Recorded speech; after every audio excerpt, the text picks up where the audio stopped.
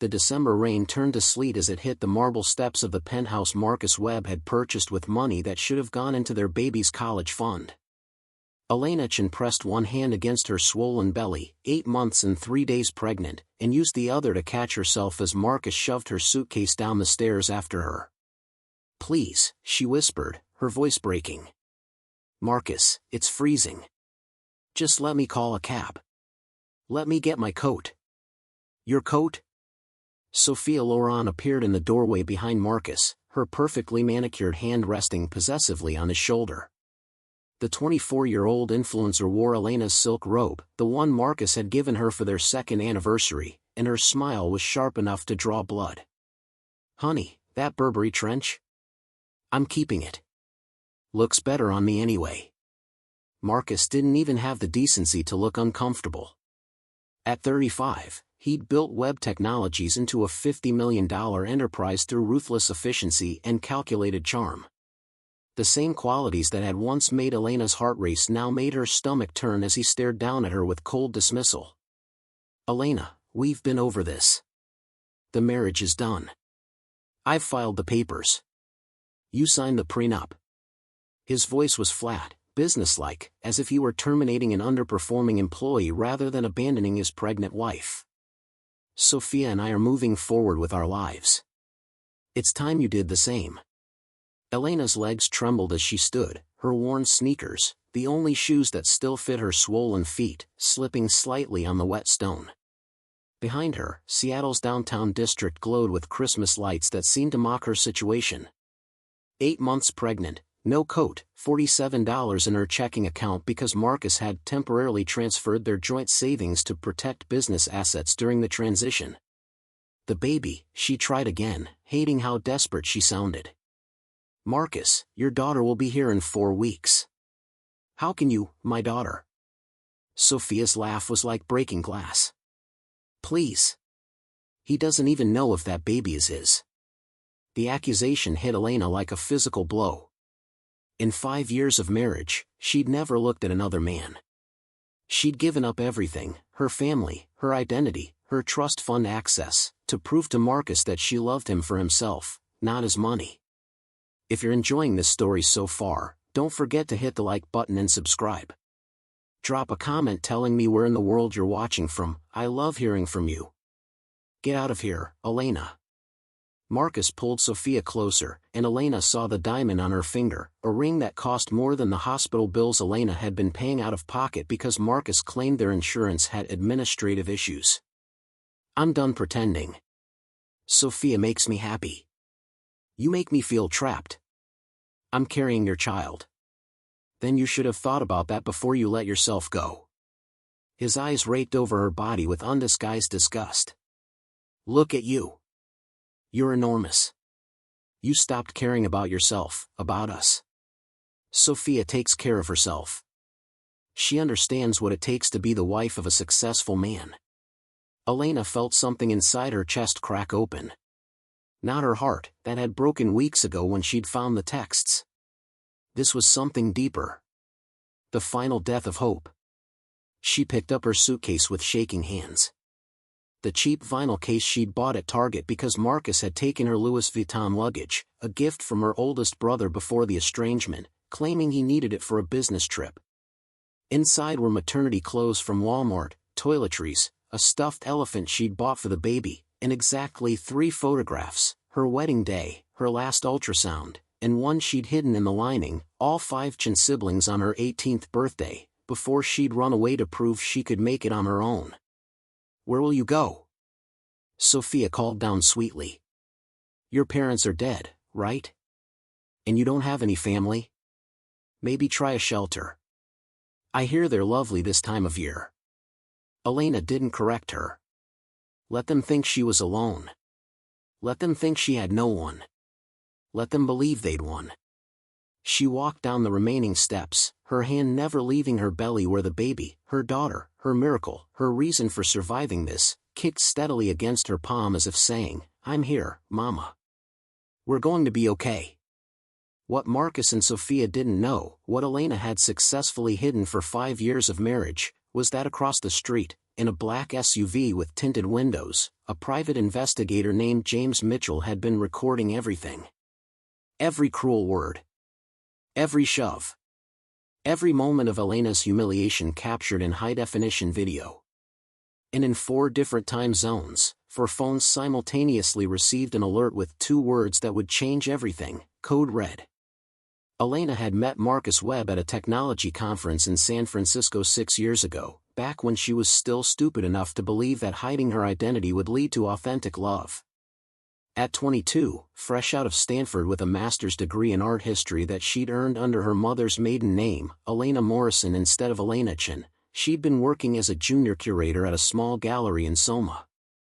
The pay was terrible, the hours were long, and she'd never been happier. For the first time in her life, no one looked at her and saw dollar signs or strategic marriage opportunities or the youngest Chen sibling, the baby sister of 4 of the world's most powerful men. They just saw Elena. Quiet, bookish Elena who loved impressionist paintings and wore thrift store clothes and made her own coffee because Starbucks felt like an unnecessary extravagance. Marcus had wandered into the gallery during a break between conference sessions, looking sharp in a tailored suit that probably cost 3 months of her salary. He'd stopped in front of a Monet reproduction, the gallery couldn't afford originals, and made an offhand comment about how the water lilies reminded him of a pond near his childhood home in Oregon. They'd talked for 2 hours. He'd asked her to dinner. She'd said yes. For 3 months, it had been perfect.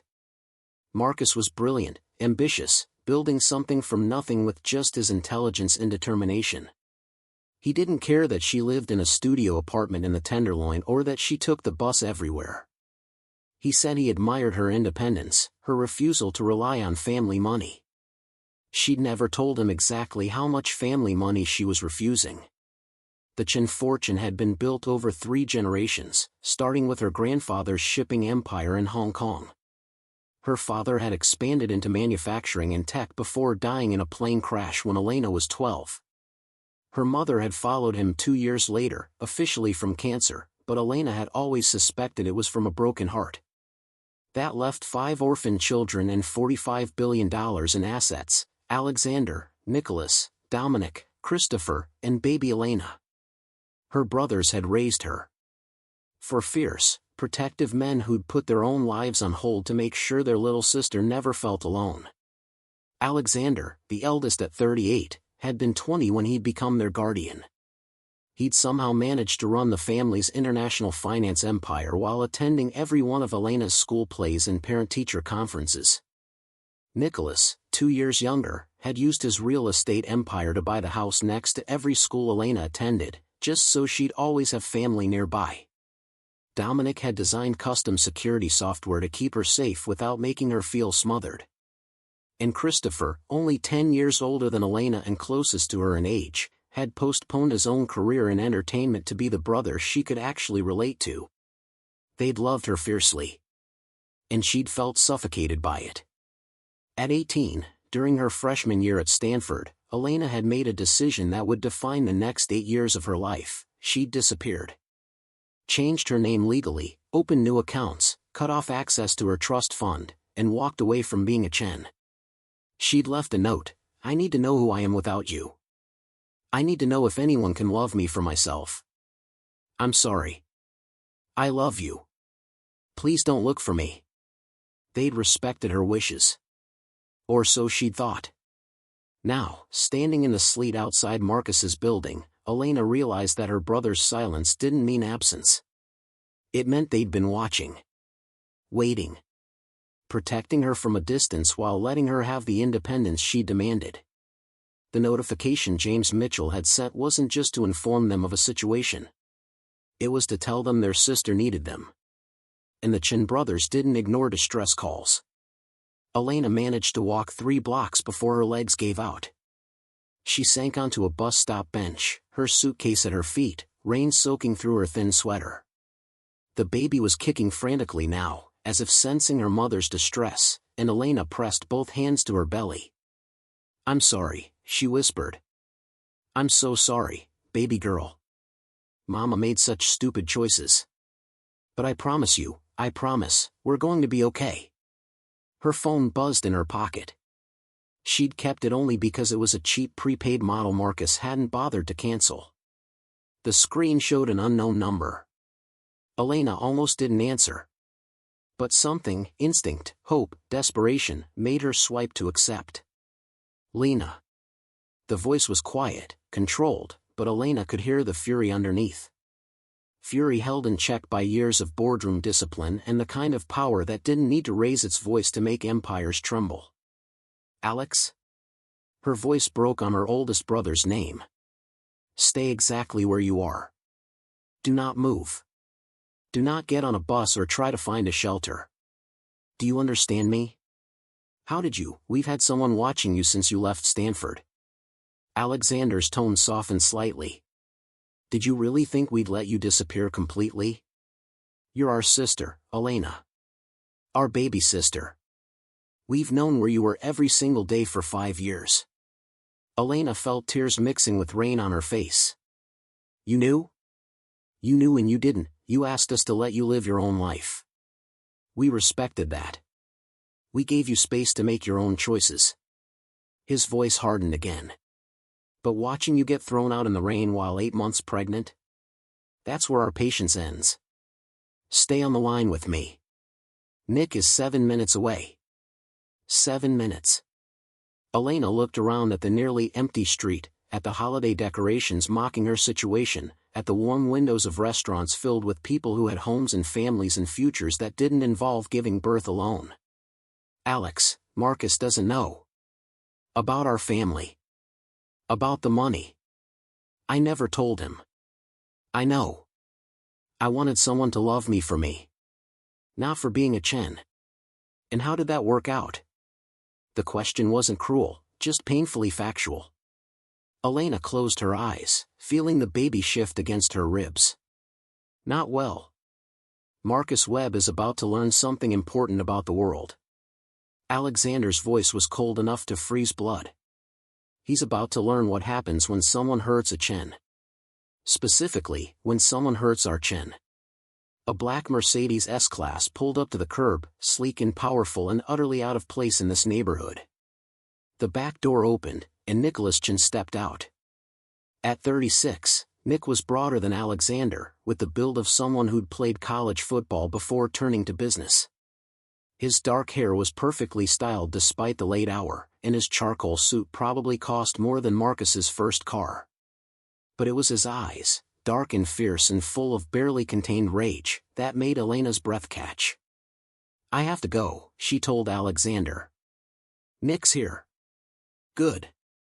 Dom and Chris are flying in tonight. We're all coming home, Lena. All of us. Alexander paused. And Marcus Webb? He just declared war on the wrong family. Nicholas reached the bench in 3 strides. He took in Elena's soaked clothes, her worn shoes, her shaking hands, and something deadly crossed his face. Then he carefully, gently, helped her to her feet and pulled her into his arms. I've got you, he murmured against her hair. I've got you, little sister. You're safe now. Elena broke. 5 years of holding everything together, of pretending she could do this alone, of believing she had to prove something, it all shattered as she sobbed into her brother's shoulder while the rain fell and the city moved around them. And somewhere across town, Marcus Webb celebrated his freedom with absolutely no idea that he'd just made the worst mistake of his life. Nicholas guided her into the Mercedes, where heated seats and soft leather and the familiar scent of her brother's cologne felt like coming home after years of being lost. A blanket appeared, cashmere, warm, and Nick wrapped it around her shoulders with the same careful attention he'd shown when she was 5 and had scraped her knee. James sent us everything, Nick said as the driver pulled smoothly into traffic. Every text message Marcus sent his mistress. Every dollar he stole from your joint accounts. Every lie he told about why you couldn't access your insurance. His jaw clenched. Every moment of tonight, recorded in high definition. The shove, the insults, Sophia wearing your clothes. Nick, we've been waiting for you to call us, Lena. Waiting for 5 years for you to decide you were ready to come home. He looked at her, and Elena saw tears in her brother's eyes. But we were always watching. always making sure you were safe. And when Marcus started showing his true colors 6 months ago, we started building our case." "Your case?" Nicholas smiled, and it was the smile of a man who'd built a real estate empire by knowing exactly when to strike and how to destroy competition. "Marcus Webb thinks he owns Seattle. He has no idea that I bought the building his company's headquartered in last month. Dom owns the patents for half the technology Webb Tech uses. Chris controls the media narrative that's about to destroy his reputation. And Alex?" Nick's smile widened. "Alex has been systematically acquiring every debt instrument and business relationship Marcus depends on." Elena stared at her brother, understanding slowly dawning. "How long have you been planning this?" "Since the day you married him, and we ran a background check that revealed he'd been engaged twice before and abandoned both women once they were no longer useful." Nick's voice was steel. "We've been waiting for him to show his true nature. We've been patient. We've been strategic." "And Sophia?" Chris had his people look into her. "That social media empire? Bought followers? That luxury lifestyle? Paid for by sugar daddies and credit card debt. She's been targeting wealthy men for years, and Marcus was stupid enough to fall for it." Nicholas pulled out his phone and showed Elena a dossier. The car pulled up to a building Elena recognized, one of Nicholas's properties in downtown Seattle, a luxury high-rise with penthouse suites that rented for $15,000 a month.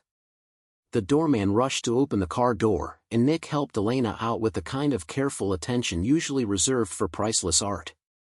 "Welcome home, Miss Chen," the doorman said, and Elena heard her real name spoken aloud for the first time in 5 years. The penthouse was warm and beautiful, decorated in soft neutrals with art that Elena recognized from her family's private collection. Someone, probably Nick, had prepared the space specifically for her. There was a nursery already set up, painted in soft yellows and grays, with a crib that looked like it cost more than Elena's entire year's salary at the gallery. "Nick, I can't, you can, and you will." He guided her to the couch and wrapped another blanket around her. "You're going to rest. You're going to let us take care of you and our niece. And you're going to let us handle Marcus Webb. I don't want revenge. I just want my baby to be safe." Nicholas knelt in front of her, taking her hands in his. "Lena, revenge isn't what we're planning. We're planning justice. There's a difference." His voice softened. "Marcus threw you out in the rain while pregnant. He stole your money. He humiliated you in front of his mistress. He doesn't get to walk away from that. He doesn't get to just move on to his next victim. What are you going to do? We're going to take everything from him. His company, his reputation, his freedom." Nick's smile was gentle but absolutely terrifying. "And we're going to do it so thoroughly that no one will ever underestimate a Chen woman again." Elena looked around the penthouse, at the nursery waiting for her daughter, at the brother who'd never stopped protecting her even when she'd asked him to leave her alone. She thought about Marcus's face tonight, his cold dismissal, Sophia's cruel laughter. And she thought about her daughter, who would be born in 4 weeks into whatever world Elena created for her now. "Okay," she said softly. "But I want to be part of it. I want to watch. I want Marcus to know that he didn't break me, he just reminded me who I really am." Nicholas pulled his little sister into a hug, careful of her belly. "Welcome back, Elena Chen. We've missed you." Outside the windows, Seattle glowed with winter lights. And across town, Marcus Webb was probably in bed with Sophia Laurent, celebrating his freedom and planning his future, with absolutely no idea that 4 of the world's most powerful men had just been activated. The Chen brothers were coming. And they were bringing an empire with them. Elena woke to the smell of coffee and fresh pastries, her body sinking into sheets with a thread count she'd forgotten existed. For a moment, she was disoriented. The ceiling was wrong, the light was wrong, everything was soft and expensive and nothing like the lumpy mattress in Marcus's guest room where she'd been sleeping for the past 2 months. Then she remembered. The rain. The expulsion. Nicholas. She sat up carefully, her back aching with the familiar weight of 33 weeks of pregnancy. The suite's bedroom was flooded with morning light from floor-to-ceiling windows overlooking Elliott Bay. Outside, the December sky had cleared to a brilliant blue that made yesterday's sleet seem like a nightmare. The bedroom door opened quietly, and a woman in her 40s entered carrying a tray. She wore professional medical scrubs and had kind eyes that crinkled when she smiled. "Good morning, Miss Chen. I'm Dr. Patricia Wong. Your brother Alexander asked me to check on you and the baby." She set the tray on the bedside table: orange juice, Greek yogurt with berries, whole grain toast with avocado. Real food, not the ramen and canned soup Elena had been surviving on. "How are you feeling?" "Sore. Tired." Elena's hand went automatically to her belly. "Is the baby okay?" "Last night was stressful and let's take a look." Dr. Wong pulled out a portable ultrasound machine that looked like it cost more than a car. "Your brothers don't do anything halfway, do they? This is better equipment than most hospitals have." Within minutes, the familiar whoosh-whoosh of her daughter's heartbeat filled the room, strong and steady at 156 beats per minute. Elena felt tears prick her eyes: relief, gratitude, overwhelm. "She's perfect," Dr. Wong said, pointing to the screen where Elena's daughter was clearly visible, her tiny hand near her face. "Good size for 33 weeks. Strong heartbeat. Excellent movement. Whatever stress you experienced yesterday, she handled like a champion." "Thank you," Elena whispered, watching her daughter shift and settle on the screen. "Thank you." After the examination, which confirmed Elena was healthy but dehydrated, underweight, and showing signs of chronic stress, Dr. Wong left with instructions to rest, eat, and let her family take care of her. She also left her personal cell number in case you need anything, anytime, day or night. Your brothers were very clear about that. Elena was finishing the yogurt when her phone buzzed. A text from a number she didn't recognize, but the message made her stomach drop. "Marcus Webb, Elena, I may have been too harsh last night. We should talk about custody arrangements before lawyers get involved. Can you come by the penthouse this afternoon?" She was staring at the message when the suite's front door opened and voices filled the living room, deep, male, achingly familiar. "Doesn't matter what his lawyers say. He has no legal standing when we have video evidence of Dom, I know. But we need to be strategic about timing. If we move too fast, he threw our pregnant sister out in the rain. I want to destroy him today. Right now." Elena padded out to the living room and stopped in the doorway. 4 men stood around the dining table, which was covered in laptops, legal documents, and what looked like surveillance photos. 4 men she hadn't seen in 5 years but would know anywhere. Alexander Chen stood at the head of the table, silver reading glasses perched on his nose as he reviewed documents. At 38, he'd grown into the role of patriarch so completely that Elena sometimes forgot he'd only been 20 when their parents died. His dark suit was impeccable, his expression focused, but when he looked up and saw her, his entire face transformed. "Lena." He crossed to her in 3 strides and pulled her into his arms with surprising gentleness for a man who regularly made Fortune 500 CEOs weep. "How do you feel? Did you sleep?" "Did Dr. Wong, I'm okay, Alex. The baby's okay." Elena breathed in her oldest brother's cologne, the same Tom Ford he'd worn since she was 12, and felt something inside her chest a knot. "I'm okay." Dominic was next, wrapping her in a hug that lifted her slightly off her feet before he remembered she was pregnant and set her down with exaggerated care. At 34, Dom had the lean build of a runner and the intense focus of someone who saw the world in code and algorithms. His startup hoodie was vintage Stanford, and his eyes, identical to Elena's, were red-rimmed from what looked like an all-nighter. "I've been tracking Webb's digital footprint," he said without preamble. "Lena, it's worse than we thought." "So much worse." Christopher, the closest to her age at 32, pulled her into a hug that smelled like expensive cologne and the cinnamon gum he'd chewed since high school. Chris had inherited their mother's charisma along with her cheekbones, and his entertainment empire had been built on understanding exactly what people wanted to see and hear. Now he looked at Elena with a mixture of fury and heartbreak. We watched the footage, he said quietly. Every second of what he did to you. Lena, I wanted to fly up here last night and put him through a wall. Chris, but Alex made me wait. Made me understand that breaking his face wouldn't be as effective as breaking his entire life. Chris's smile was sharp. So that's what we're going to do. Nicholas appeared with a mug of herbal tea, pregnancy safe, Elena noted, and guided her to the couch. Sit. Eat more. You're still too thin, and that baby needs nutrients. I'm 8 months pregnant, Nick. I'm hardly thin. You're underweight for 33 weeks, according to Dr. Wong's report. Nicholas's expression brooked no argument. Which means Marcus wasn't feeding you properly. Add it to the list. Elena sank into the couch, accepting the tea and the cashmere throw blanket Alexander tucked around her legs. Her 4 brothers arranged themselves around her, Alex in the armchair to her right, Nick on the couch beside her, Dom perched on the coffee table, Chris standing behind the couch like a sentinel. This was what she'd run from 5 years ago. This overwhelming, suffocating, beautiful love that made her feel protected and trapped in equal measure.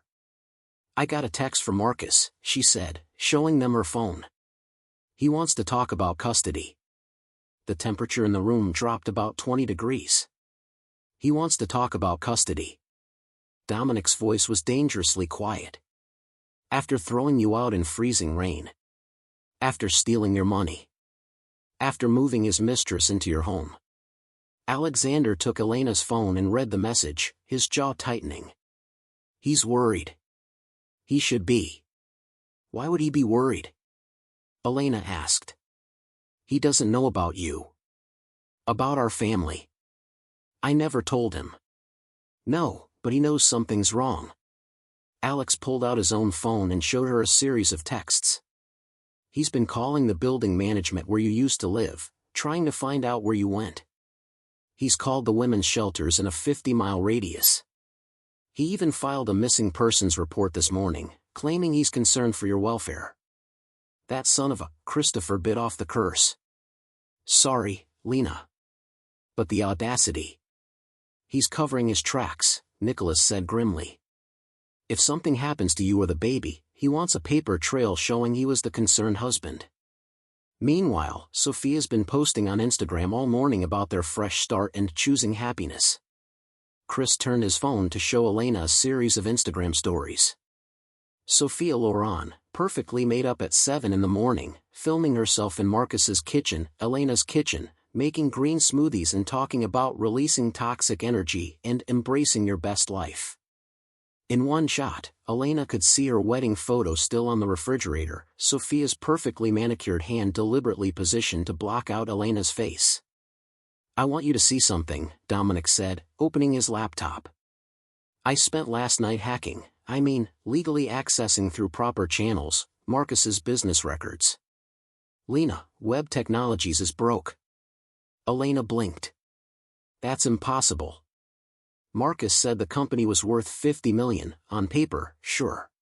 Based on inflated projections and contracts that don't actually exist. Dom pulled up spreadsheets and financial statements that made Elena's head spin. He's been running a shell game for 2 years.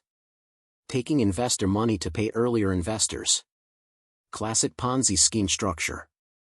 The company's actual assets? Maybe 8 million, and 7 of that is debt. The penthouse you were living in? Nicholas added. Leased, not owned. The cars he drives? All leased. That watch he wears everywhere, the one he claimed his father gave him? Bought last month on a credit card that's maxed out. Marcus Webb is a con artist, Lena. A very good one, but a con artist nonetheless. Elena felt something cold settle in her stomach. So when he married me, he was hoping you'd have family money to bail him out, Alexander finished gently. Why do you think he agreed so readily when you said you were estranged from your family? He wasn't respecting your independence, Lena. He was relieved you wouldn't have relatives checking into his background. But then you never produced any family money, Chris continued. You kept working your gallery job, kept living modestly, kept being exactly who you said you were. and Marcus started looking for his next mark. Sophia Laurent, Elena whispered. Sophia Laurent, Instagram influencer with 250,000 followers and a lifestyle that screams money. Dominic pulled up more files. Except her followers are 60% bots. Her brand deals are mostly gifted products, not paid partnerships. That apartment she films in? She house sits for a wealthy couple who travel. Those designer clothes? Mostly rented or knockoffs. Sophia is as broke as Marcus, and they're both hoping the other one is secretly wealthy. Despite everything, the betrayal, the pain, the humiliation, Elena felt a hysterical laugh bubble up. So they deserve each other. Pretty much, Nick agreed. Two con artists conning each other. It would be funny if Marcus hadn't thrown you out to make room for her. Alexander leaned forward, his expression serious. Lena, we need to discuss what happens next. We can make this go away quietly, buy out Marcus's debts, make him sign custody papers, set you up somewhere far from here where he'll never bother you again. Or. Elena looked at her oldest brother, seeing something dangerous in his eyes. Or we can make sure Marcus Webb and Sophia Laurent face consequences for what they've done. Real consequences. Public consequences. Alexander's voice was steady, but Elena could hear the steel underneath. Not revenge. Justice. Making sure they can't do this to anyone else. Elena thought about the text message. About Marcus's sudden concern for custody after months of telling her she'd trapped him with the pregnancy. She thought about Sophia wearing her robe, her clothes, posting in her home. She thought about every moment of the past 6 months, the isolation, the gaslighting, the slow erosion of her self-worth. And she thought about her daughter, who would be born in 4 weeks into whatever world Elena created for her now. I want justice, she said quietly. But Alex, I don't want to be cruel. I don't want to become like them. You could never be like them, Christopher said fiercely. Lena, you're the kindest person I know. You're the one who cried when you had to dissect a frog in high school. You're the one who volunteered at homeless shelters every weekend in college. You have nothing in common with people who throw pregnant women out in the rain. What Chris means, Alex said with a slight smile, is that seeking justice for wrongdoing isn't cruelty. It's accountability. Marcus Webb has been lying to investors, abusing his wife, and planning to abandon his child. Those actions have consequences. And Sophia? Elena asked. Sophia has built her entire life on lies, Dominic said. Fake followers, fake wealth, fake relationships. We're just going to help the truth come to light. Nicholas squeezed Elena's hand. You don't have to decide everything right now. But Lena, you need to understand something. You're not alone anymore. You have us. You have the resources of 4 separate billion-dollar empires behind you. And you have a family who will go to war for you. We've been holding back for 5 years, Alex added. Respecting your wishes, letting you live your own life. But the moment Marcus put his hands on you, the moment he threw you out pregnant, that's when your independence ended and our protection began. Whether you like it or not. Elena looked around at her 4 brothers, at the power and wealth and love surrounding her. She'd spent 5 years trying to prove she didn't need this. That she could survive on her own merit without the Chen name opening doors. And she had survived. She'd gotten her degree, built a career, lived independently. She'd proven what she'd needed to prove. But surviving wasn't the same as thriving. And trying to do everything alone wasn't strength, it was just another kind of prison. Okay, she said softly. I'm ready to come home. And I'm ready to show Marcus Webb exactly who he married. Alexander smiled, and it was the smile that had made him legendary in international finance, the smile that appeared right before he destroyed entire companies. Excellent. Then let's discuss strategy. Because in 2 weeks, Marcus Webb is hosting a holiday party for potential investors. And we're going to make sure it's a party he never forgets. Across town, Marcus Webb stood in his office at Webb Technologies, staring at his computer screen with growing unease. The party planning should have been exciting. 150 potential investors, tech journalists, venture capitalists, all gathered to hear his pitch for Series C funding. Instead, he was looking at his bank statements and wondering where the hell $20,000 had gone. His business line of credit, approved just last week, had been mysteriously revoked. 3 meetings he'd scheduled with major investors had been canceled with vague excuses about schedule conflicts. And the building management company had just sent notice that his rent was increasing by 40% starting next month. Marcus? Sophia appeared in his doorway wearing a dress that cost $3,000, his $3,000, according to his Amex statement. I ordered champagne for the party. The good stuff, Dom Perignon. Also, I hired a photographer to capture everything. This is going to be amazing for my Instagram. Marcus forced a smile. Great. That's great. But it wasn't great. Nothing was great. He'd thrown Elena out to make room for his future with Sophia, but somehow his future was looking more unstable by the hour. His phone buzzed. A text from his banker, we need to talk about your portfolio. Call me ASAP. Another text from his accountant, Marcus, some discrepancies in the Q3 reports. Need to discuss before audit. And a third from his lawyer, Elena's attorney has filed paperwork. This isn't going to be the simple divorce you described. Call me. Elena's attorney? Elena didn't have money for an attorney. She didn't have money for anything. That was the whole point.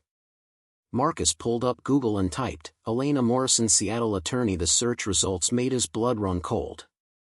The top result was a press release from one of Seattle's most prestigious law firms. Chen family legal team announces representation of Elena Chen in Webb vs. Chen divorce proceedings. Chen family legal team. Elena Chen. Not Elena Morrison. Elena Chen. Marcus clicked through to the firm's website, his hands shaking. And there, in the notable clients section, he found it, the Chen family, representing 4 generations of the Chen dynasty in international business law, estate planning, and corporate litigation. Current clients include Chen Global Finance, Chen International Properties, Chen Technologies, and Chen Media Group. He pulled up another search, Chen Dynasty Seattle. The results were overwhelming. Articles about Alexander Chen's finance empire. Features on Nicholas Chen's real estate holdings. Tech journals profiling Dominic Chen's AI innovations. Entertainment magazines covering Christopher Chen's media acquisitions. And buried in a Society page article from 6 years ago, a photo from a charity gala, 4 men in tuxedos standing with a young woman in an elegant dress. The caption read, the Chen siblings, Alexander, Nicholas, Dominic, Christopher, and Elena, at the annual Pacific Northwest Arts Foundation benefit. The young woman was unmistakably his wife. Younger, happier, surrounded by 4 men who were clearly her brothers. 4 men who, according to Google, were collectively worth over $40 billion. Marcus Webb sat down heavily in his desk chair, his mouth dry, his vision tunneling. He hadn't married a nobody. He'd married an heiress to one of the world's largest family fortunes. And he'd thrown her out in the rain. His office door opened without knocking, something that never happened, and his assistant looked panicked. Mr. Webb, there's someone here to see you. He says it's urgent and he won't leave until. A man walked past her, tall and imposing in a perfectly tailored charcoal suit. He had dark hair touched with silver at the temples and eyes that could freeze oceans. Marcus Webb, the man said, and his voice carried the kind of authority that came from running empires. I'm Alexander Chen. I believe you're married to my sister. Marcus tried to stand, but his legs wouldn't cooperate. He stared at the man who was probably going to destroy his life, and managed one word, fuck. Alexander Chen smiled. It was not a kind smile. Yes, Mr. Webb. Fuck indeed. Alexander Chen didn't wait for an invitation to sit. He simply lowered himself into the leather chair across from Marcus's desk, a chair that cost $8,000 and was purchased on credit Marcus couldn't afford, and placed a slim folder on the polished surface between them. I'm going to save us both some time, Alexander said, his tone conversational but laced with something that made Marcus's skin prickle. You can tell me you had no idea about my sister's family. You can claim you married her believing she was nobody.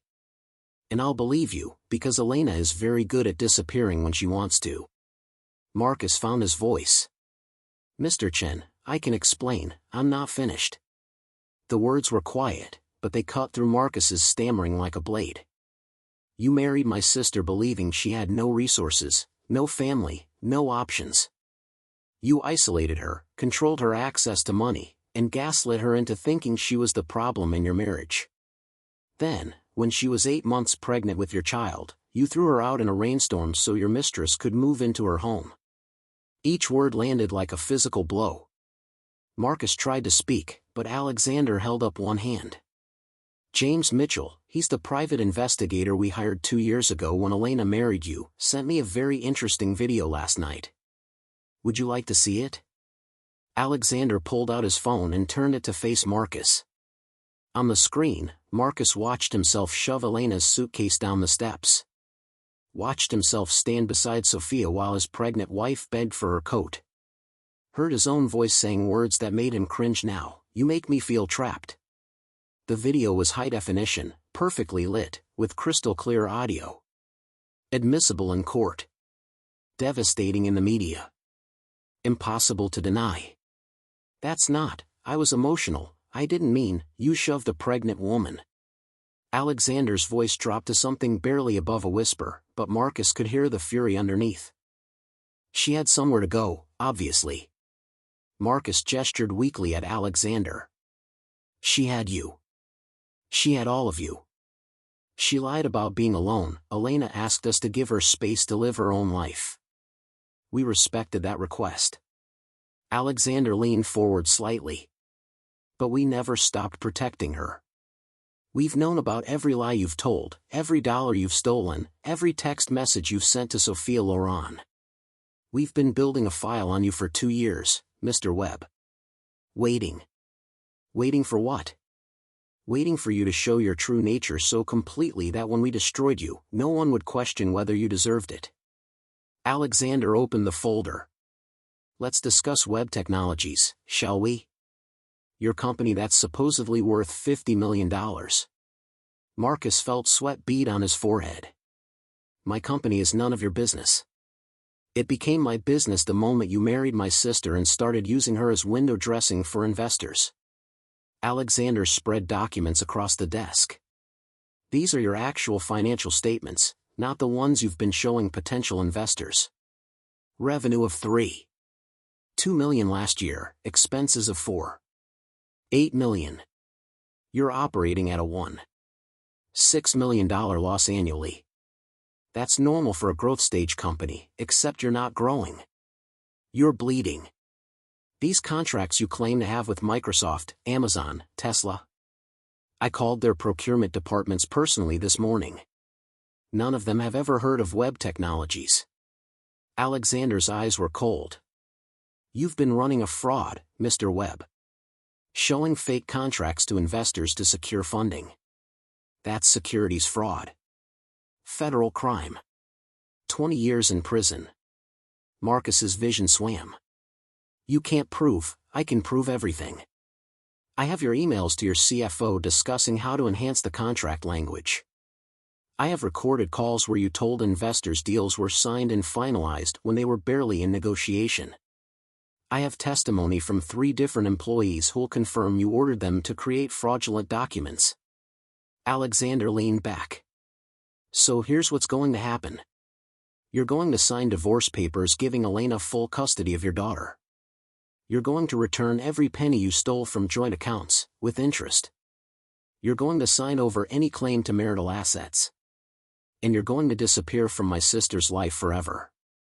And if I don't? Alexander smiled, and it was the most terrifying expression Marcus had ever seen. Then I'll destroy you so thoroughly that your name will become a cautionary tale in business schools. I'll send this evidence to the FBI, the SEC, and every investor you've ever deceived. I'll make sure your face is on the front page of every business publication in America with the word fraud in the headline. and I'll personally ensure you spend the next 2 decades in federal prison." The silence in the office was absolute. Outside, Marcus could hear phones ringing, people talking, the normal sounds of a business day. Inside this room, his entire life was collapsing. "I love Elena," he said desperately. "I made mistakes, but I love her. Our baby, don't." Alexander's voice cracked like a whip. "Don't you dare talk about loving her. Love doesn't throw someone out in the rain. Love doesn't steal from joint accounts. Love doesn't cheat and lie and gaslight." He stood, and somehow he seemed even taller, more imposing. "You have until 5 p.m. today to sign the papers my attorney is sending over. After that, we proceed with the alternative approach." "Wait." Marcus stood on shaking legs. "The party. I'm hosting a party in 2 weeks for investors.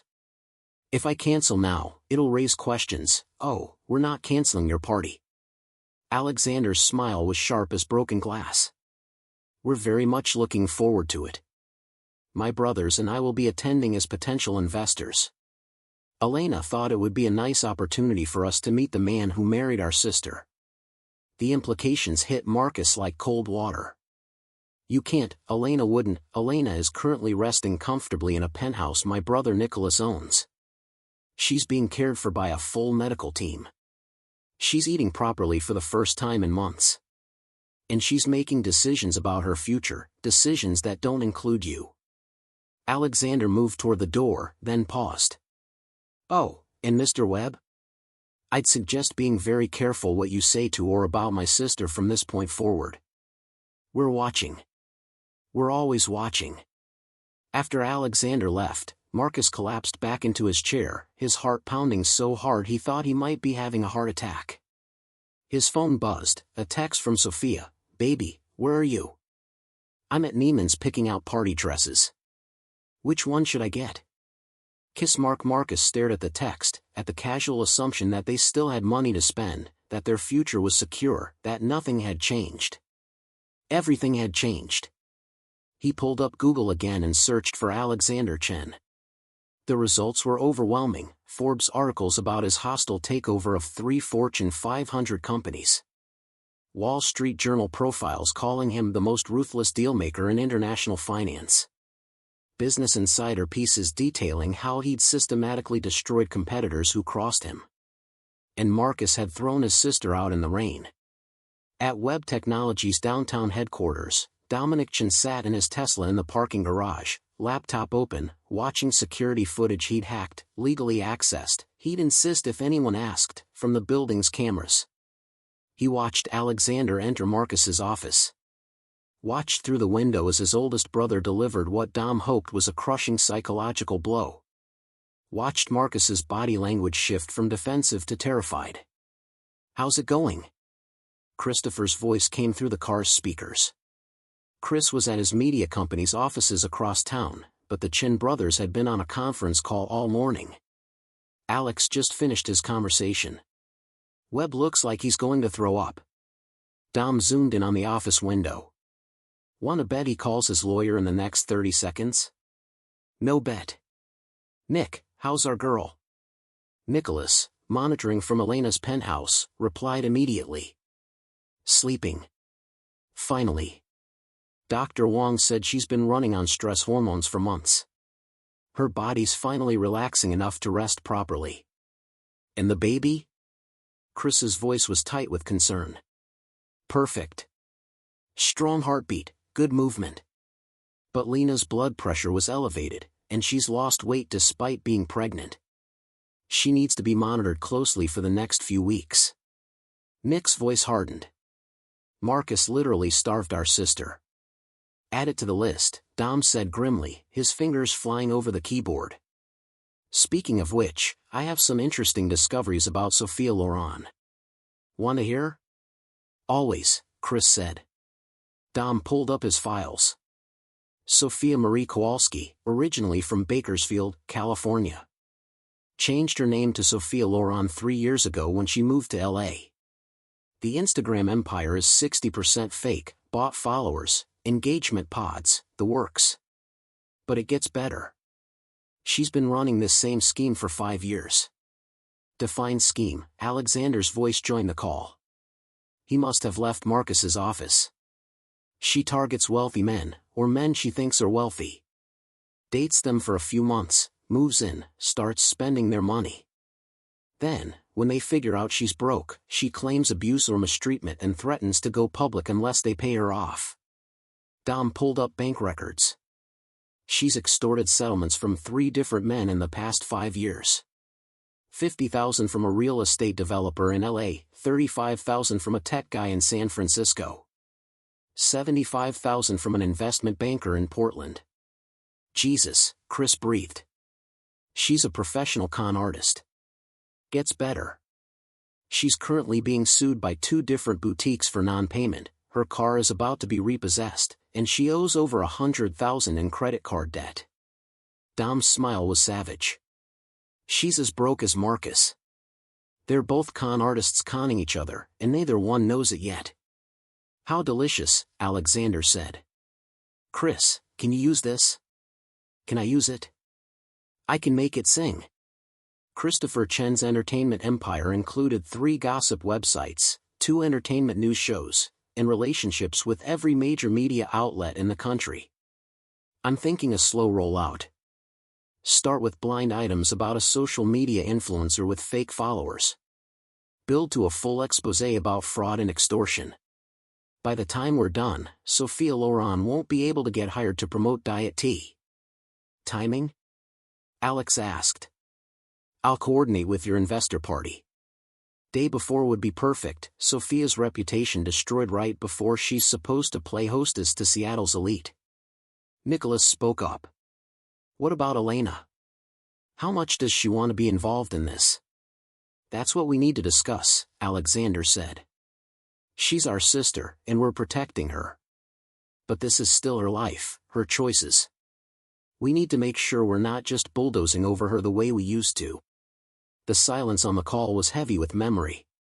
The Chen brothers had loved their little sister fiercely, but they'd also suffocated her. Made every decision for her. Protected her so completely that she'd felt like a prisoner in a golden cage. That was why she'd run. I'll talk to her, Nick said quietly. She trusts me right now. I'll explain what we're planning and make sure she's comfortable with it.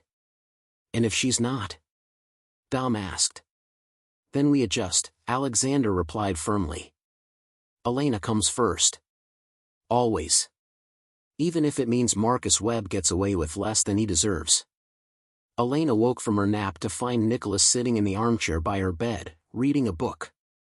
Not his phone, not a tablet, but an actual physical book, first edition Hemingway that she recognized from their father's library. You kept Dad's books, she said softly. Nick looked up and smiled. I kept everything, Lena. Your room in the Boston house is exactly how you left it. Your clothes in the Malibu beach house are still in the closet. Every piece of art you ever created is in climate-controlled storage. He set down the book. We always knew you'd come home eventually. I'm sorry I left the way I did. I'm sorry Stop. Nick moved to sit on the edge of her bed. You have nothing to apologize for. You were 18 and feeling smothered. We were 4 overprotective brothers who just lost our parents and were terrified of losing you, too. Everyone acted out of love and fear. No one was wrong. Elena felt tears prick her eyes, pregnancy hormones, exhaustion, relief. I missed you. All of you. Every single day. We missed you too. But we also understood why you needed to go. Nick took her hand. Lena, I need to talk to you about what happens next. With Marcus, with Sophia, with everything. Elena sat up carefully, her back protesting. Alex met with Marcus today, didn't he? How did you know? Because Alex has that I just destroyed someone energy, and Marcus has been texting me every 20 minutes. Elena showed Nick her phone, which had 17 unread messages from Marcus. We need to talk. Please. Elena, I made a mistake. A terrible mistake. I love you. I love our baby. We can work this out. Your family doesn't know the whole story. I was under stress. I didn't mean what I said. Sophia means nothing. She's leaving. It's over. Please call me. Let me explain. Nicholas read the messages, his jaw tightening with each one. He's panicking. Good. Elena surprised herself with the venom in her voice. Let him panic. Let him feel a fraction of what I felt last night. Lena, we have a plan. A way to make sure Marcus and Sophia face consequences for what they've done. Nick explained carefully, the evidence they'd gathered, the legal exposure, the party in 2 weeks. But we won't do anything you're not comfortable with. This is your life, your choice. Elena was quiet for a long moment, thinking about the past 6 months. The slow erosion of her self-worth.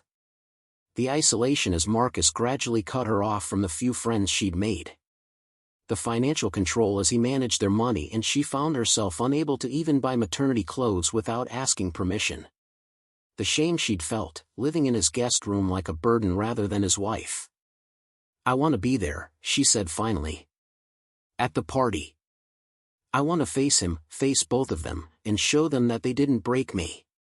Are you sure? You'll be 35 weeks pregnant by then. Dr. Wong might not, I'm sure. Elena's hand went to her belly, where her daughter was awake and kicking. My baby girl deserves to see her mother stand up for herself. She deserves to know that being kind doesn't mean being weak, and that people who hurt you don't get to walk away without consequences. Nick studied her face, then nodded slowly. Okay. Then we'll make sure you're there, safe and supported. He pulled out his phone. But first, you need to eat dinner. Dr. Wong says you're dangerously underweight. Nick, don't nick me. You're eating. The chef is making your favorite, remember the honey walnut shrimp from that place in San Francisco? He learned the recipe. Elena felt tears spill over. You remembered my favorite dish from 6 years ago? Lena, I remember everything about you. We all do. Nick wiped her tears gently. You're not alone anymore. You're never going to be alone again. Even if you decide tomorrow that you want to move to Antarctica and raise penguins, we'll buy you an iceberg and hire penguin staff. She laughed through her tears, and it felt good. When was the last time she'd laughed? Really laughed, not the polite sounds she'd made at Marcus's business dinners. Dinner arrived on rolling carts, not just honey walnut shrimp, but pot stickers, hot and sour soup, Peking duck, and fried rice made the way their family's cook used to make it when they were children. Christopher appeared with wine for the brothers and sparkling cider for Elena. Dominic brought his laptop so he could show her photos of his new AI lab in Silicon Valley. Alexander arrived with a stuffed giraffe for the baby, because every Chen needs their first giraffe, and stories about the business world that made her feel connected to the family empire again. For the first time in 5 years, Elena Chen sat at a table with her brothers and felt like herself. Not Marcus's wife. Not a curator at a struggling gallery. Not a pregnant woman abandoned in the rain. Just Elena. The youngest Chen. The baby sister of 4 powerful, overprotective, wonderful men who loved her enough to let her go and wise enough to be waiting when she came home. So, Chris said, raising his wine glass. To the Webb Technologies holiday party. May it be everything Marcus deserves and nothing he expects. To justice, Dom added. To family, Nick said, his eyes on Elena. To our sister, Alexander finished. The strongest person I know, even if she forgets sometimes. Elena raised her sparkling cider, feeling her daughter kick against her ribs as if joining the toast. To showing them who we really are.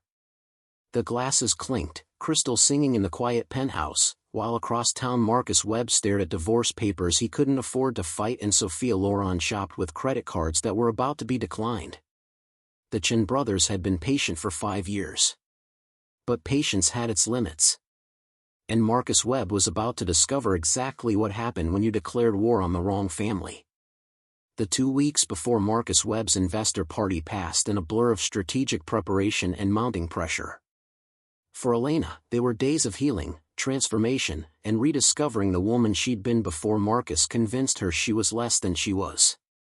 Dr. Wong visited daily, monitoring Elena's blood pressure and the baby's development with the kind of meticulous care that came from being paid extraordinarily well by 4 overprotective brothers. By the end of the first week, Elena had gained 6 pounds, all healthy pregnancy weight, and her blood pressure had stabilized. "You were in survival mode," Dr. Wong explained during one visit, performing another ultrasound. "Your body was so stressed it was conserving every calorie. Now that you feel safe, you're finally able to nourish yourself and your baby properly."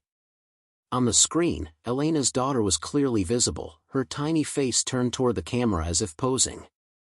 She was measuring perfectly for 34 weeks now, her estimated weight just over 5 pounds. "She's beautiful," Elena whispered, watching her daughter's hand move to her mouth. "She's perfect. She's a fighter, like her mother." Dr. Wong printed out photos and handed them to Elena. "But I need to be honest with you about this party you're planning to attend. At 35 weeks, you'll be considered late term. Any stress could trigger labor." "I understand. Elena, I mean it. High-stress situations, emotional confrontation, standing for extended periods, any of those could start contractions." Dr. Wong's expression was serious. "I'm not saying you can't go. I'm saying you need to be aware of the risks. I'll be careful. I promise." What Elena didn't say was that her brothers had already arranged for a full medical team to be on standby at the party venue. Nicholas had rented the entire floor below the event space and converted it into a temporary medical suite, complete with incubators and neonatal specialists, just in case. The Chen brothers didn't do anything halfway. By the second week, Elena's transformation was complete. Not the physical transformation, though her face had filled out and color had returned to her cheeks, but the internal one. She'd spent 5 years trying to be someone Marcus would love. Now she was remembering how to be someone she could respect. Alexander brought her to Chen Global Finance's Seattle offices, where she sat in on morning meetings and remembered what it felt like to be in rooms where billions of dollars were discussed as casually as weather. Her mind, rusty from years of deliberately dumbing herself down for Marcus, sparked back to life as she analyzed market trends and investment strategies. "You were always the smartest of us," Alexander told her after one meeting where she'd identified a flaw in a proposed acquisition. "Dad used to say you had his analytical mind and Mom's creative vision. That's a rare combination." Nicholas took her to tour a property he was developing, a mixed-use building with affordable housing on lower floors and luxury condos above. "This is what our money should do," he explained as they walked through the construction site, Elena wearing a hard hat and maternity safety vest. "Create wealth while helping communities." Dominic showed her his latest AI project, software that could detect fraud in financial statements within seconds. "I built this thinking about Marcus," he admitted. "Thinking about all the ways people lie and cheat and hurt others. If we can detect it faster, we can stop it before someone else gets hurt like you did."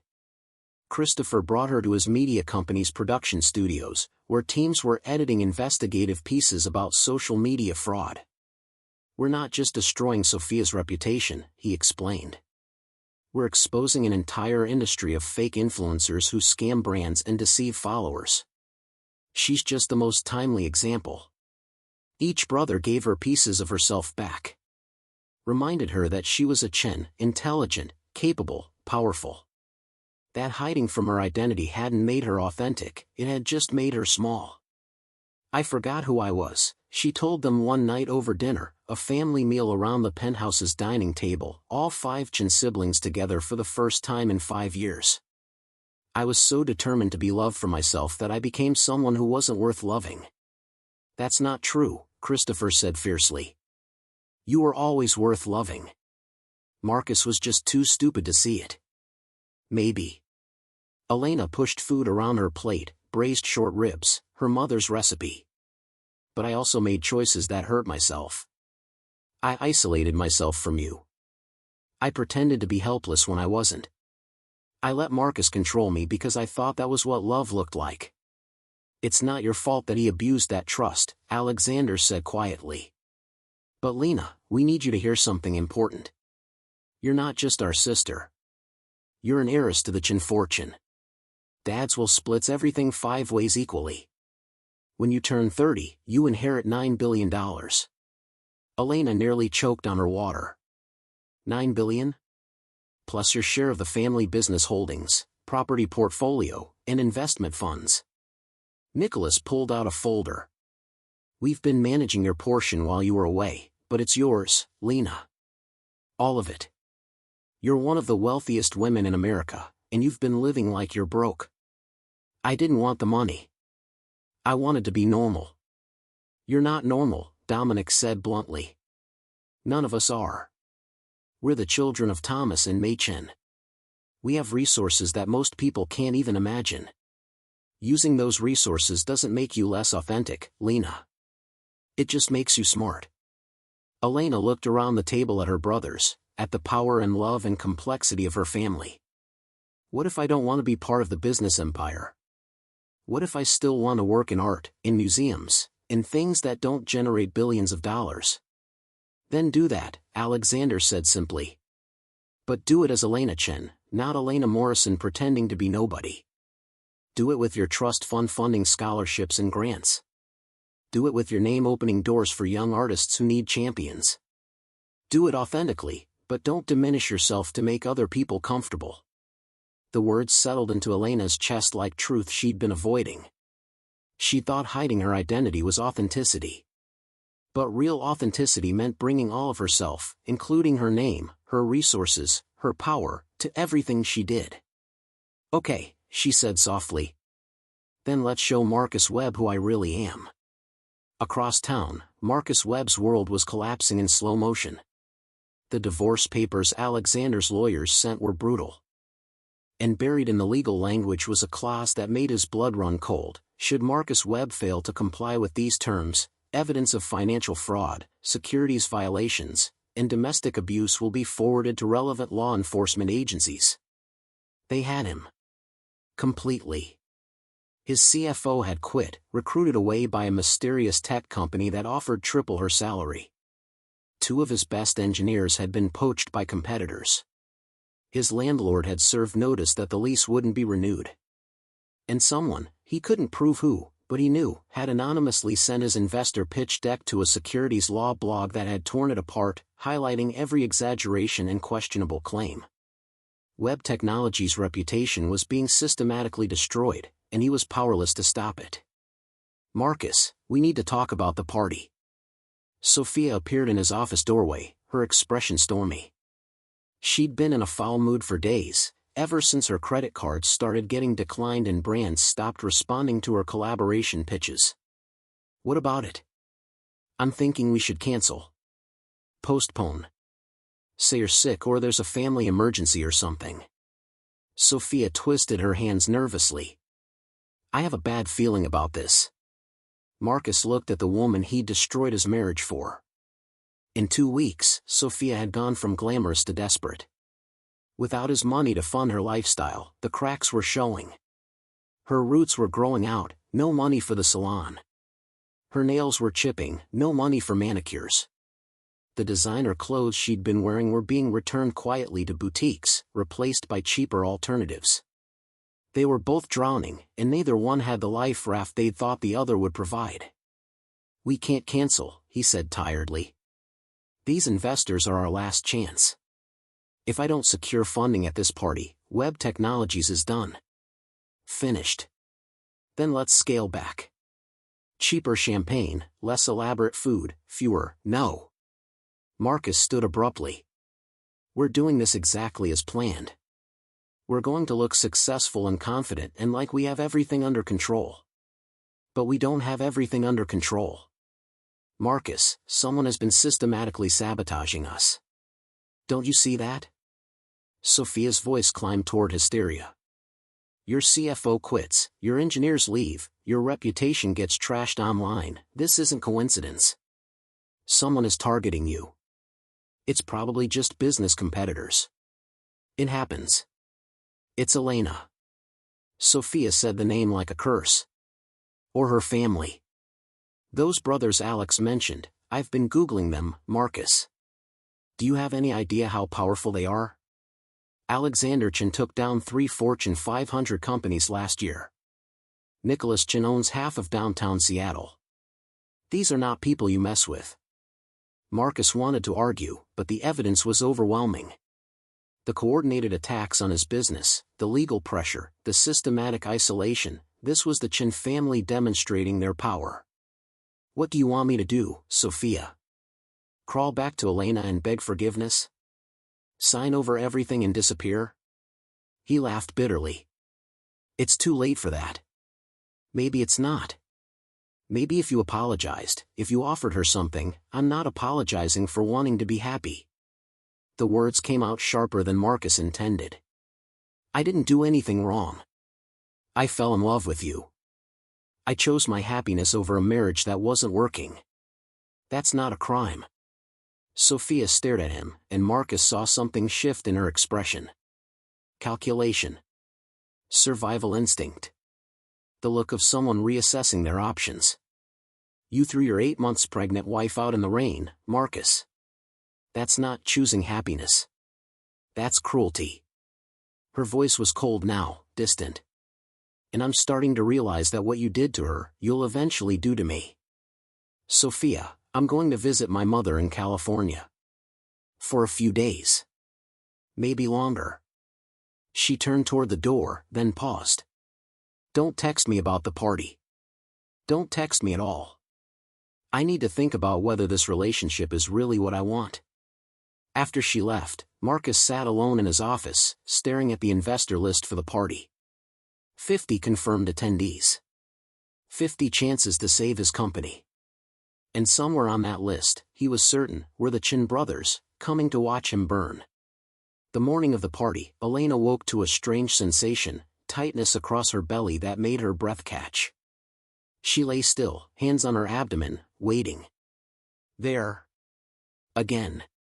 A tightening that lasted about 30 seconds, then released. Braxton Hicks contractions. She'd been having them for weeks, but these felt different. Stronger. More purposeful. Not today, baby girl, she whispered, rubbing her belly gently. Mama has something she needs to do first. Just hold on a little longer. Dr. Wong arrived at 9, performing her now daily examination. You're 2 centimeters dilated, she said, pulling off her gloves. That's not unusual at 35 weeks, but combined with these contractions, it means your body is preparing for labor. Can I still go tonight? Elena, Dr. Wong, I need to do this. I need to face Marcus and show everyone, that I'm not the helpless woman he threw away. Elena sat up carefully. Please. I'll be careful. I'll sit down frequently. I'll leave at the first sign of active labor. But I need to be there. Dr. Wong was quiet for a long moment. Your brothers are going to kill me. But yes, you can go. On the condition that I'm with you the entire time, and the medical team is on standby 1 floor below. Thank you. The rest of the day was preparation. A stylist arrived with options, elegant dresses designed for late pregnancy that somehow made Elena look powerful rather than vulnerable. She chose midnight blue, the color of authority and confidence. The dress was empire-waisted, flowing, with long sleeves that somehow made her look like royalty. A makeup artist worked magic, emphasizing Elena's bone structure and making her skin glow. Her hair was styled in an elegant updo that showed off her mother's diamond earrings, returned to her by Alexander, along with every other piece of Chen family jewelry she'd hidden away when she ran. When Elena looked in the mirror, she barely recognized herself. The woman staring back wasn't Marcus's discarded wife. She was Elena Chen, heiress to a $45 billion fortune, and she looked every inch of it. You're stunning, Christopher said when she emerged from the bedroom. All 4 brothers wore tuxedos and looked like they'd stepped out of a magazine spread on powerful men. Marcus is going to lose his mind. That's the idea, Nicholas said, offering Elena his arm. Ready, little sister? Elena took one last look around the penthouse that had been her sanctuary for 2 weeks. Tonight, she was walking back into the world that had rejected her. But this time, she wasn't walking alone. "I'm ready." The drive to the Olympic Hotel, where Marcus had booked the party using the last of his credit, took 20 minutes. Elena spent it breathing through increasingly regular contractions that she was absolutely not telling her brothers about. She had maybe 3 hours before these became problematic. That was enough. They arrived fashionably late, another strategic choice. Let Marcus greet his investors, make his pitch, feel like maybe things were going to work out. Then walk in and shatter that illusion completely. The ballroom was elegant, if slightly shabby around the edges. Marcus had clearly spared every expense he could. The champagne was domestic. The flower arrangements were sparse. The lighting was functional rather than flattering. And standing near the entrance, greeting guests with forced smiles, were Marcus and Sophia. Sophia looked stunning in a red dress that probably maxed out another credit card. But her smile was brittle, and she stood slightly apart from Marcus, as if already distancing herself from the impending disaster. Marcus looked exhausted. His tuxedo fit poorly, he'd lost weight from stress. His smile didn't reach his eyes. He was a man treading water, waiting to drown. The Chen brothers entered first, four tall, imposing men in perfectly tailored tuxedos, radiating the kind of power that made people instinctively step aside. Conversations faltered. Heads turned. Alexander approached Marcus with an extended hand and a smile that didn't reach his eyes. Marcus Webb. Alexander Chen. "I believe we spoke about investment opportunities." Marcus's face drained of color, but he shook Alexander's hand with visible effort. "Mr. Chen. I didn't realize you'd be attending. My brothers and I are always interested in promising tech ventures." Alexander gestured to Nicholas, Dominic, and Christopher, each of whom shook Marcus's hand with varying degrees of cold courtesy. "We've been following web technologies with great interest." That's wonderful. Thank you for coming." Marcus's eyes darted around the room as if looking for escape routes. "Let me introduce my fiancée, Sophia Laurent." Sophia stepped forward, her influencer smile firmly in place, though Elena could see the panic underneath. "So lovely to meet you all. I've heard such amazing things about the Chen family." "Have you?" Christopher's smile was sharp as a blade. "That's interesting, since we've heard quite a bit about you as well, Miss Laurent. Or should I say Miss Kowalski?" Sophia's smile froze. "I don't know what you, Sophia Marie Kowalski, originally from Bakersfield. Changed your name 3 years ago when you moved to Los Angeles to become an influencer." Chris pulled out his phone and showed her a screen. "We did a profile on you for our investigative series on social media fraud.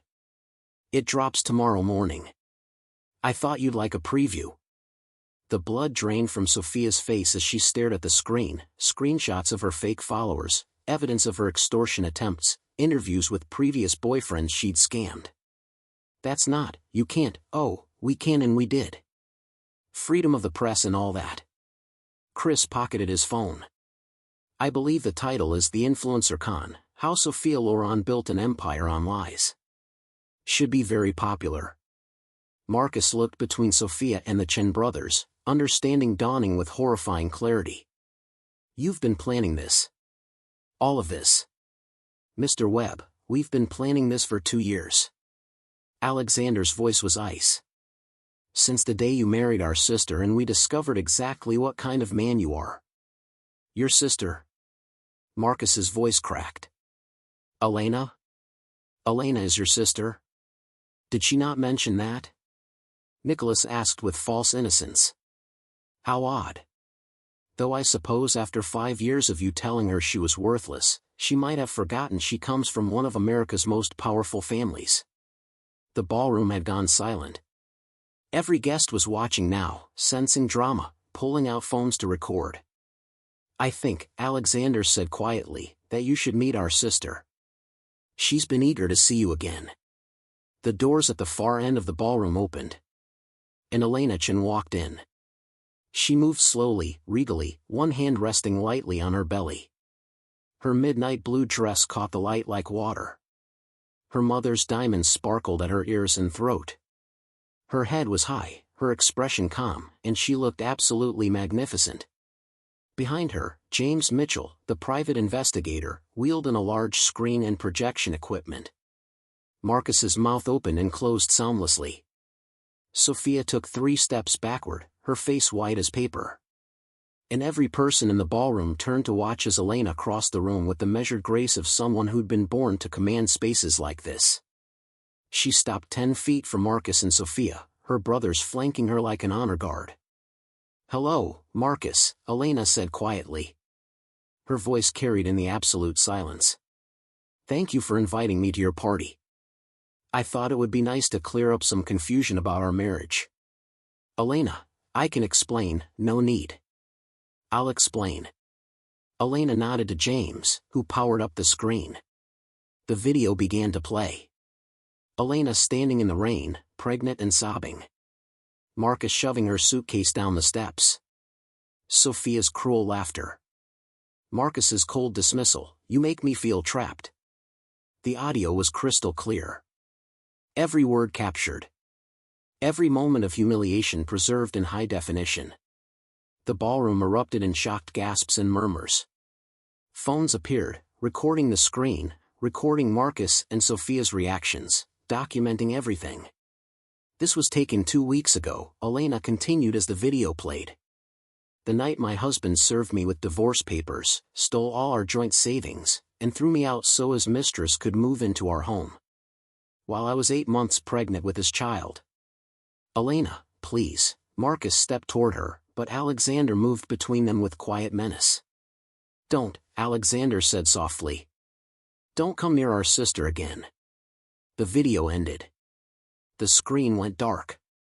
And Elena turned to address the room full of investors, journalists, and Seattle's business elite. "My name is Elena Chen," she said clearly. "Not Elena Morrison, which is the name I used when I married Marcus.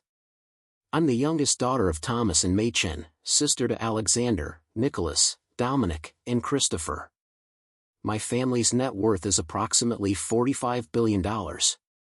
She let that number sink in, watching comprehension dawn on faces throughout the room. "I hid my identity when I married Marcus because I wanted to be loved for myself, not for my family's money. For 5 years, I lived modestly, worked in a gallery, and let my husband believe I had no resources and no options. I wanted to prove that love could exist without power or wealth influencing it." Elena's hand moved to her belly, where her daughter was kicking forcefully. "What I learned was that some people mistake kindness for weakness. They mistake humility for worthlessness. And they think that discarding someone comes without consequences." "This is slander," Sophia said desperately, her voice shrill. "She's lying. The video is fake, and I have the metadata," Dominic interrupted calmly.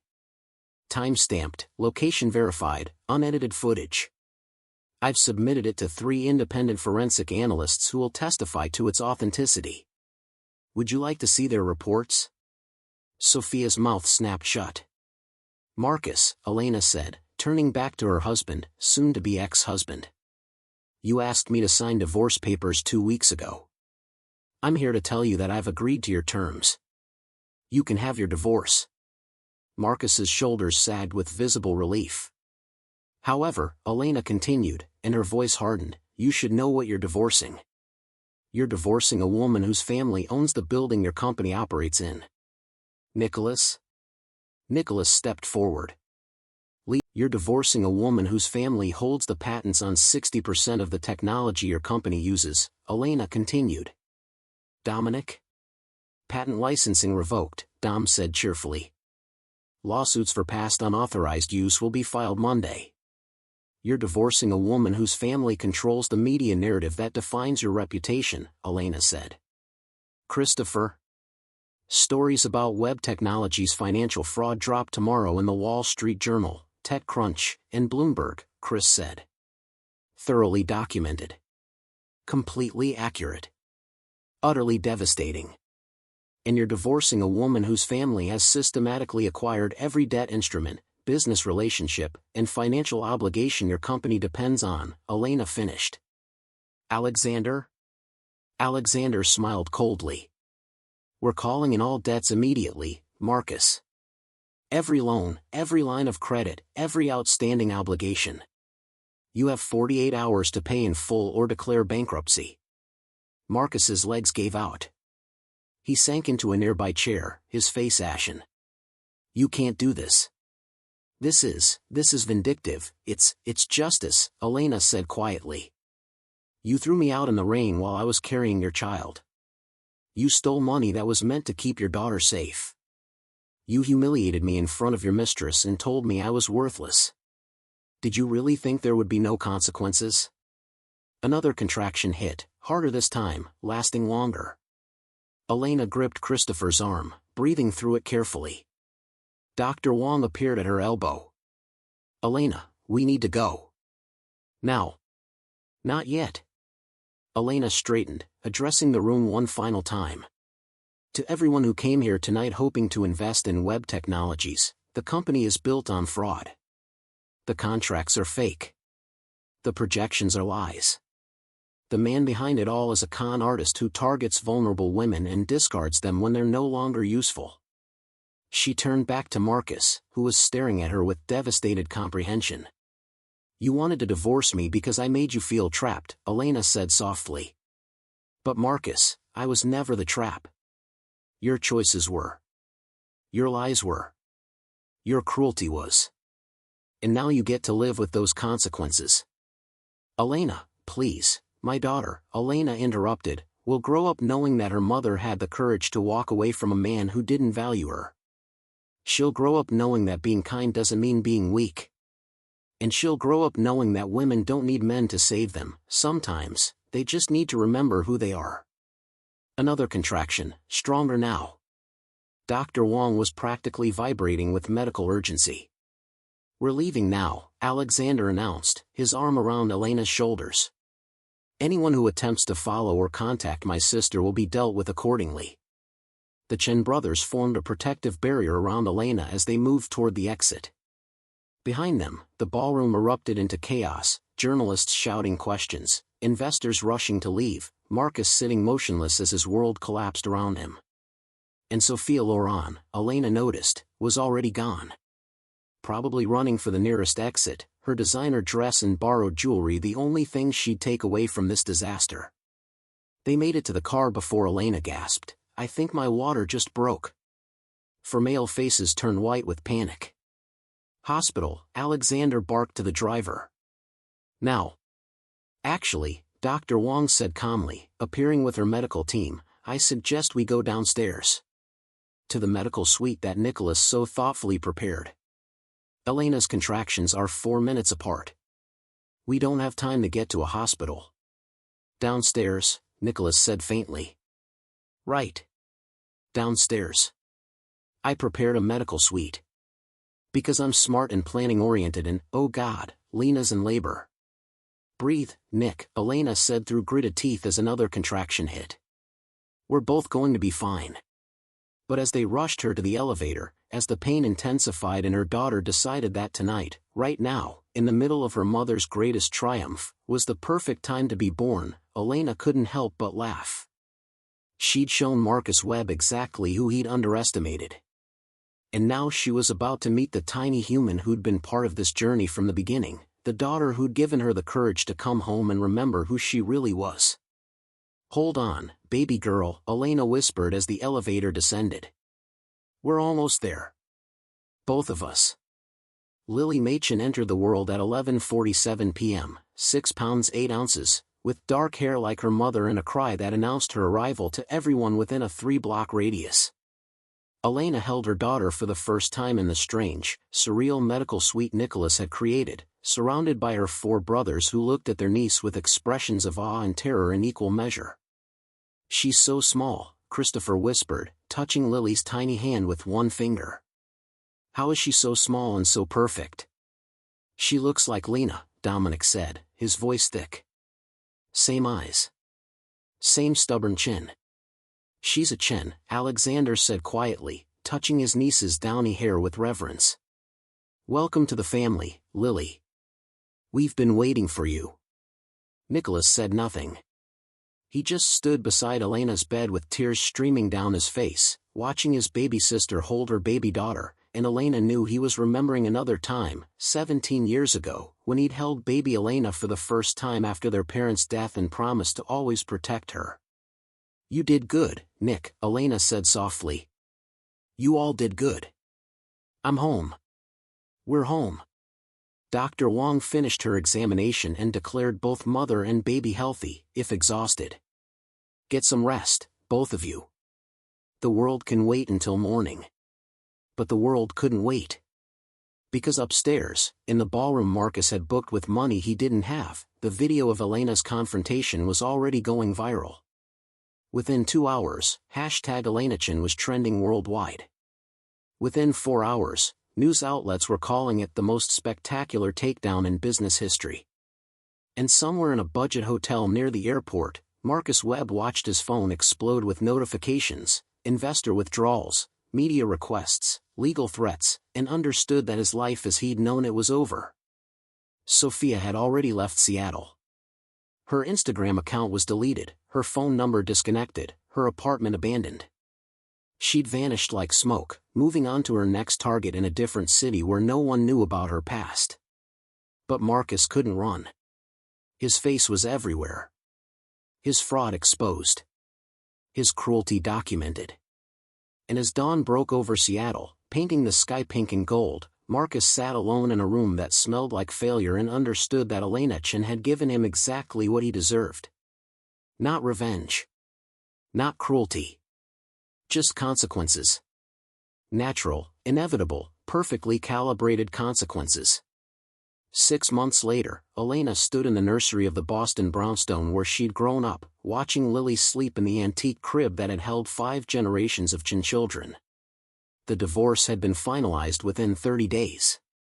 Marcus had signed everything: full custody, financial support that he'd probably never be able to pay, supervised visitation that he'd never requested. He'd declared bankruptcy 3 weeks after the party, and last Elena heard, he was working at a tech startup in Portland, using someone else's code and someone else's ideas, because his own reputation was too damaged to trust. The investors who'd trusted Marcus lost their money. The employees who'd believed in him lost their jobs. And Marcus lost everything. Elena felt no satisfaction in his destruction. Just a quiet certainty that justice had been served and the world was safer for other women who might have fallen for his charm. Sophia Laurent had resurfaced briefly, another name, another city, another wealthy target. But Christopher's investigative piece had been nominated for 3 journalism awards, and every time Sophia created a new social media presence, someone recognized her and the cycle ended. Some people never learned. But some people made sure others learned from their mistakes. "She's getting so big," Nicholas said quietly, appearing in the doorway. At 6 months, Lily was sitting up, reaching for toys, and showing signs of the fierce Chen personality that ran through their bloodline. "She looks like Mom," Elena said, touching her daughter's soft cheek. Same expressions. Same way of studying the world, like she's figuring out how to conquer it. She's going to be unstoppable. Nicholas wrapped an arm around his sister's shoulders. Just like her mother. Elena leaned into her brother's strength, watching her daughter sleep, and felt completely at peace for the first time in 6 years. She'd left home thinking she needed to escape her identity to be authentic. She'd returned understanding that authenticity meant bringing all of herself, name, power, resources, love, to everything she did. "I'm opening a gallery," she told Nicholas. "Not just curating. Owning. Using my trust fund to create a space that supports emerging artists who need champions and opportunities." "That's perfect. Mom would have loved that. And I'm keeping the Chen name. No more hiding. No more pretending." Elena smiled. "Lily deserves to know where she comes from. She deserves to be proud of being a Chen." "Speaking of which," Nicholas said with studied casualness that immediately put Elena on alert, "David Harrison has been asking about you." Elena turned to stare at her brother. David Harrison was Alexander's corporate attorney, brilliant, ethical, kind, and handsome in a quiet way that Elena had always appreciated. What about me? Whether you're seeing anyone. Whether he could call you sometime. Whether I'd kill him if he asked you to dinner. Nicholas grinned. I told him I'd only kill him if he hurt you. Otherwise, he's welcome to try. Elena felt heat creep up her neck. I just got divorced 6 months ago, Nick. I'm not saying marry the guy tomorrow. I'm saying maybe go to dinner with someone who's been in love with you since you were 22 and has been too respectful to say anything while you were married. Nicholas squeezed her shoulder. You deserve happiness, Lena. Real happiness, with someone who sees you clearly and loves what he sees. Lily stirred in her crib, making soft sounds that meant she'd wake soon. Elena moved to pick up her daughter, settling her against her chest, breathing in that perfect baby smell that still made her marvel at the miracle of motherhood. Maybe, she said softly. Maybe I'll call David. After all, he did help destroy my ex-husband's life. That's pretty romantic. Nicholas laughed, the sound bright and warm. That's my sister. Only a Chen would consider corporate warfare foreplay. Outside the nursery windows, Boston glowed in the afternoon sun. In the brownstones' other rooms, Alexander was on a conference call with Tokyo, Dominic was coding in the library, and Christopher was editing his latest documentary in the converted den. The Chen family home was alive again, filled with the sound of Lily's baby babbles and the comfortable rhythm of siblings who'd found their way back to each other. Elena had run away at 18, terrified of being trapped by her family's love. She'd come home at 27, understanding that the greatest trap was believing she had to face the world alone. And now, with her daughter in her arms and her brother's voices echoing through the house and a future spreading before her like sunrise, Elena Chen finally understood what her mother had tried to tell her all those years ago: you could only fly as high as your foundation was strong. And the Chen foundation, built on love and loyalty and the fierce, protective bond of family, was unshakable. Marcus Webb had thought he was divorcing a nobody. Instead, he'd freed a dynasty. And Elena Chen, mother, sister, heiress, survivor, was just getting started.